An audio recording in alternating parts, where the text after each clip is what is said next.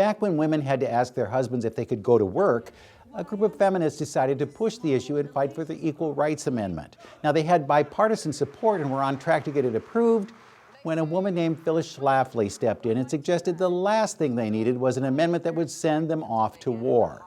In Mrs. America, a new miniseries on FX, Oscar winner Cate Blanchett plays the hard-driving Schlafly, an unyielding political force who takes on Gloria Steinem, Friedan, Shirley, Chisholm, and Bella Abzug.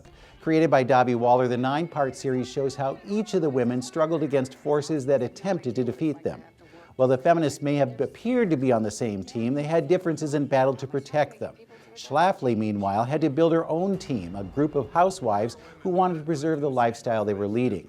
Filled with actual footage from the 1970s and a costume parade second to none, Mrs. America is a fascinating look at the times. While Blanchett is more patrician than the real Phyllis, she explains plenty as she tries to gain support for her platform. Interestingly, Schlafly was an expert on defense and was considered a likely cabinet appointee. Mainstream Republicans, however, thought she was too polarizing and didn't want to align with her. Meanwhile, the libbers, as she liked to call them, were united in their desire for fair wages and opportunities. Rose Byrne explains plenty as Steinem, particularly since she's able to capture her speech patterns and casual elegance. Margot Martindale is fine too as Abzug, and Sarah Paulson is just right as one of Schlafly's eagles, who's able to see merit in the other side's position. Each of the episodes gives one of the women a moment to shine, but it's Blanchett Schlafly who dominates. She's a force, just as Phyllis was, and quite likely the leading contender for next year's Emmy.